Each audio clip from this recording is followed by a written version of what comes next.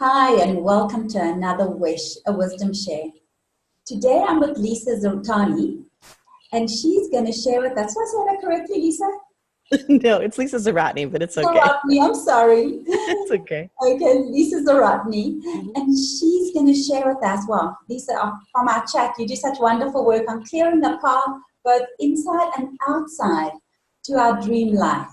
So tell us more about that. And I apologize that I said your name incorrectly. How does that work for us? Yeah, that sounds great. How it works for us. It started for me, just so you all know, in a place of chaos and overwhelm in my life. I was a caregiver and a mom, a sandwich caregiver, as they call it, and through that process of feeling that emotional overwhelm, physical like overwhelm, and just everything around me being too much. And that can happen actually, Bev and I were talking about this in two different ways. It can happen in there's so much on my shoulders and the weight of the world is on me and I have too much to do. And it can also be like, I have all the ideas and all the excitement. And so it can come from two completely different places. But the overwhelm, nonetheless, is the same in terms of blocking you from where it is that you want to go and where you want to be. And so for me, I learned the process of decluttering and simplifying and really understanding value-based choices and being able to essentially block out some of the noise of the world that tries to feed you what it is that you ought to be doing, the shoulds.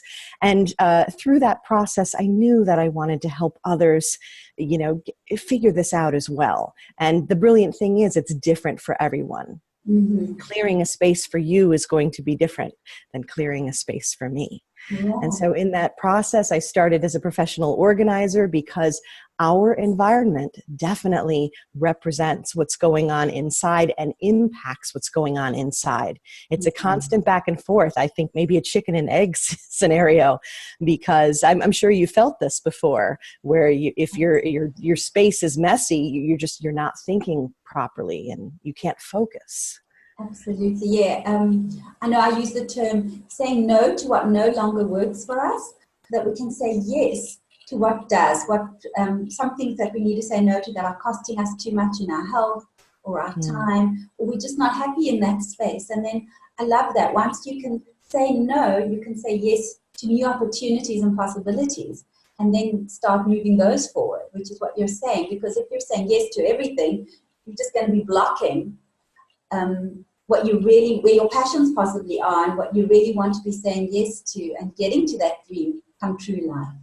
Exactly. And when you declutter, essentially, that sometimes it is talking about like all the times that you say yes, if you tend to be a people pleaser, if feel that guilt about saying no, every time you say yes, you say no to a host of other things. So I'm kind of taking the other side of what you're saying, is Wow. that if you're saying yes to yet another thing that maybe is coming from the outside, I talk a lot about obligations and Mm-hmm. expectations that come from our society, from our family, our friends. The They want shoulds that you said earlier, I the love shoulds, exactly. And so if we can stop for a moment and say, wait, does that work for this mission that I'm on, this that. desire that I have, this dream that I want to honor?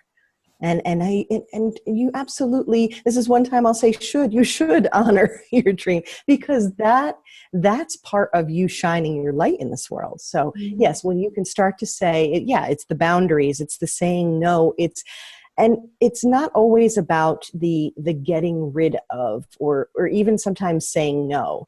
We talk a lot. I work a great deal with habits as well, because that is the core to what we do. 40 to 45% of what we do every day is habit based.